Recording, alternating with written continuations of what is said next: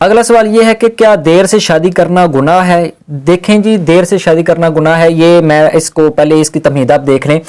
کہ پہلی بات تو یہ ہے کہ ایک بندہ جو ہے وہ جوان ہو گیا ہے، بچہ جو ہے یا بیٹی یا بیٹا جوان ہو گیا ہے اور وہ شادی کے قابل ہو گئے ہیں، تو اس علوم اسلامیہ میں نبی کریم علیہ الصلوۃ والسلام نے اور کئی محدثین نے بہت سی احادیث اس میں وارد کی ہیں کہ آپ سب سے پہلے تو اس کی شادی کا بندوبست کریں، نکاح کا بندوبست کریں۔ یہ ضروری نہیں ہوتا کہ بڑے بڑے میرج ہالز اور مارکیز جو ہیں وہ آپ جو ہے نا اس کو فل کرائیں اور ان کو بھر کر ہی چھوڑیں۔ آپ یہ گھر میں بھی ہو سکتا ہے، چھوٹی سی سرمنی بھی ہو سکتی ہے، نکاح بھی ہو سکتا ہے، سادہ طریقے سے یہ نکاح ہو سکتا ہے، بلکہ یہ ہونا ایسے چاہیے کہ اب سادہ طریقے سے نکاح ہونا چاہیے۔ جو غریب بیچاری لوگ ہیں ان کا نکاح تو آج کل لوگوں نے بڑا ہی مشکل کر دیا ہوا ہے۔ بہرحال جو نکاح ہے وہ ہو جانا چاہیے، ایک مناسب عمر میں ہو جانا چاہیے، جب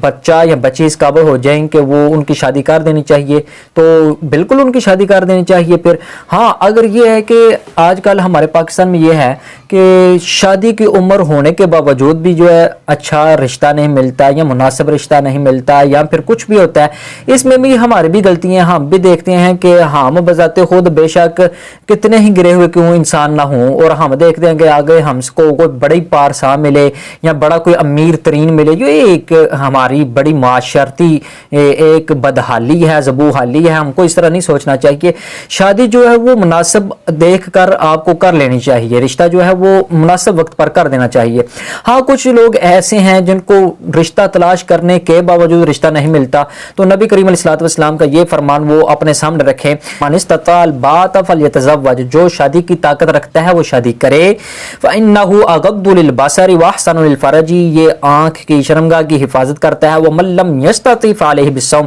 اور جس کے پاس اتنے مال و دولت نہیں ہے یا جس کو نکاح میسر نہیں ہے تو وہ روزے رکھا کرے، فإن لہ وجاء، کیونکہ یہ قاطع شہوت ہے۔ تو نبی کریم علیہ الصلوۃ والسلام کے اس فرمان کو بھی مد نظر رکھیں۔ اگر تو پہلی بات تو یہ کہ شادی کر لیں، آپ علیہ الصلوۃ والسلام نے فرمایا جو اس کی طاقت رکھتا ہے وہ شادی کرے، ضرور کرے، اور جو شادی کی طاقت نہیں رکھتا اور اس کو رشتہ وغیرہ نہیں ملتا یا اور کتنے کچھ معاملات ہیں تو پھر وہ روزے رکھے کرے۔ روزے جو ہیں اس سے آپ کا اچھا ٹائم پاس ہو سکتا ہے۔ تو اللہ تبارک و تعالیٰ کے پیارے حبیب علیہ الصلوۃ والسلام کی یہ جو حدیث مبارکہ ہے یہ بخاری شریف میں ہے اور یہ 1905 اس کا نمبر ہے صحیح بخاری میں، اور پھر یہ صحیح بخاری میں 5065 پر بھی ہے، صحیح مسلم میں یہ 1400 پر بھی ہے، صحیح مسلم میں یہ سنن ابی داؤد میں یہ 246 میں بھی ہے، سنن ترمذی میں یہ 1081 پر بھی یہ حدیث مبارکہ ہے۔ اللہ تبارک و تعالیٰ کی بارگاہ میں دعا ہے کہ جو ان سے لوگ شادی کے قابل ہو جائیں،